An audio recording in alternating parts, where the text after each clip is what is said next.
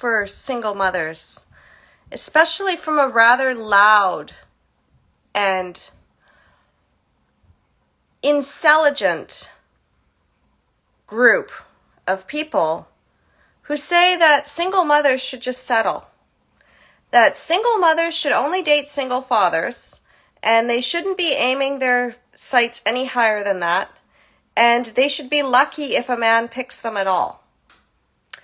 And to that, the thought that a rich, powerful, successful man would not benefit by having a single mother by his side as his bride, I have a question for you.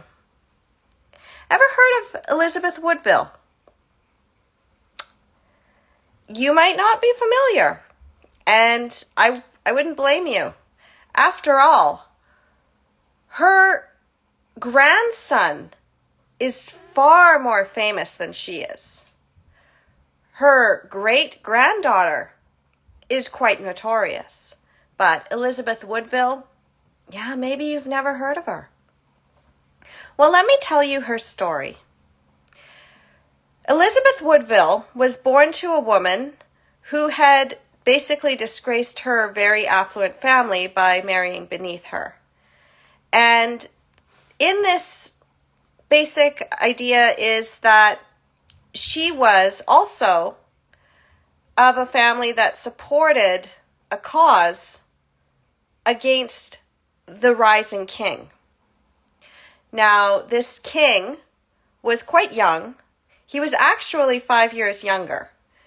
And when Elizabeth met him, she had been widowed from her late husband and left with 2 boys to raise. And she did not have a dowry, and she did not have any standing titles for her boys. So she was really going out there to petition this king to ask him if she could be granted her dowry to be able to take care of her sons. And instead of just getting her dowry back and being able to get her sons' titles back for her, so that they would be pardoned if he did win the war, and in fact, their king that they were supporting, or her family was supporting, and her late husband had been supporting, like, what would happen is if you were in a noble family, and you happened to be supporting the enemy's side, and that king was no more, you could stand to lose your land and titles. So she had every interest to try to do what was best for her boys, because if they were without titles and without lands, then as a mother, you don't want your son to suffer. And her boys were still quite young. And she was still quite young. And she was still very, very beautiful. In fact, she was one of the most beautiful women in the land. And so Elizabeth Woodville went to this young, they basically called him a usurper at the time, but this young usurper. And she basically pleaded with him. She knew that the old king was kind of, he wasn't really running things, his wife was. And this was because, of course, his mind was going. So this other king was in the Lancaster side. So there was Elizabeth Woodville was basically between the Lancasters, which her family was supporting, and the Yorks. In fact, one of the more popular TV shows and book series actually bases a lot of what happened on this war of what they call the War of the Roses. There was the Yorks, White Rose, and the Lancasters, Red Rose. Starks, Lannisters. Okay? You see the parallel? This is why this is such a fascinating story. And I've always loved medieval culture and the histories. And I was following the dynasties, and I fell in love with this. And I fell in love with it even more when I learned about the War of the Roses when I was watching Game of Thrones. So, Elizabeth Woodville goes to this up-and-coming king, and she asks for him to help. And instead of help, oh, she's beautiful and he wants her. But she's not going to be his mistress. No, she would not do that. It didn't matter. They fell in love. Against all odds, and against the fact that he was supposed to marry some French princess that his advisor, basically like a hand of the king, had wanted him to marry, they married in secret. They told very few people. It was a very private ceremony. And for a while, he did not bring her to court. Now, the thing is like when people say single mothers have no value, she had 2 boys. And this woman who had been widowed and had boys and therefore was technically unsuitable for a king, she became one of the most powerful queens and creating the most powerful legacies that to this day their stories are still told. In fact, if you want to know a fictional version of her story, but it still draws nice parallels, and there's a TV series too that I watched. It's called The White Queen. I know it's backwards. But this story is all about Elizabeth Woodville and her whole history. I mean, there's obviously some fictional, creative license parts to it. I mean, it's a romance. But what happened is that Elizabeth Woodville gave this king, King Edward, several children, many daughters and 2 sons in that dynasty.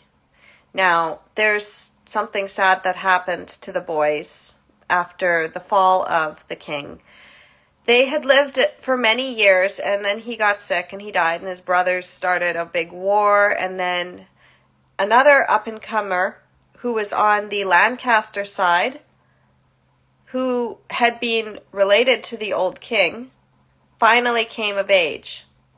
And his mother was very much trying to get him on the throne, and she succeeded. And Elizabeth Woodville's daughter married this king, Henry VII. Perhaps you know him. He is the father of Henry VIII. He is the grandfather of Elizabeth I, the powerful Virgin Queen. So the next time somebody tells you, as a single mother, that you have no value, or the next time somebody tells you as a man that you don't want to marry a single mother because she's not going to add any value to your life. I mean, it happens. And you're afraid to go against your family. You're afraid to go against society because you do have a lot of power and prestige. Just remember that tale of Elizabeth Woodville, the grandmother of Henry VIII and the great-grandmother of Elizabeth I. And then you can recognize that maybe a single mother isn't such a liability after all. And perhaps these intelligent arguments out there, they need to keep their mouth shut because clearly they don't know history. And they don't know the power of true love. And I mean, if you're curious, again, The White Queen really was an excellent show to watch. I enjoyed it. And there's a sequel too. It's called The White Princess, about Henry VIII's mother and how she also was deeply in love with Henry VII. And yeah, I love history. It's fascinating. I love that stuff. Anyway, I do need to get going because I have an interview to do for my channel. Just because my hard drive went and crashed on me does not mean I'm going to stop. Yeah, I now have to find more people to talk to. So if you are in the birth space or you know someone in the birth space, someone who might have even had a really empowering birth experience or something out of the ordinary, or you're looking into women's empowerment, you're in that circle, I would really like to talk to you or somebody that you know because I am looking right now for people to get onto my channel to be able to have conversations. If you want to check out some of my stuff, then you can go to my links in my bio. I have done some interviews with some really amazing people, including my dear friend and mentor and adopted dad, Donald Stojak. You can go and check out his channel. Donald Stojak talks to interesting people. I got something in my throat, like it's been just bugging me for the last few days. Can you believe it? Is something going on in the air? Because I don't know. It seems like everybody around me is experiencing something. And all I can say is that if you are going through this, you know what really helps?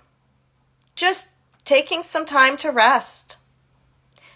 You can also, as my friend and mentor Donald Stojak does, stand outside, barefoot, on the ground, just for a few minutes. Might clear something up for you. Or stand in the darkness and just listen to the sounds of silence. It might help clear whatever's in the air, might give you some clarity. But, yeah, I mean, there's a lot of things that are just going on. So if you are kind of feeling under the weather, I hear you. And again, that's not going to stop me either, because this interview is something I've been waiting for a while. She's got a book that I really want to talk about. And yeah, even though my voice is going and everything. And yeah, also, as I said, go check out Donald Stojak. Just Google him. Donald Stojak talks to interesting people. Or, you can always go to the link in my bio. I'm pretty sure I put some stuff in there. I've got Carly Bonderud Uncensored as well. And I do have some of the interviews that I did in my playlist. So you can go and check that out. All right. So that's all I have for you right now. And hopefully the weekend clears up and makes everything a lot better. And I'm not sure what I'd like to do yet. Depending on what comes down, I might stay in bed and rest.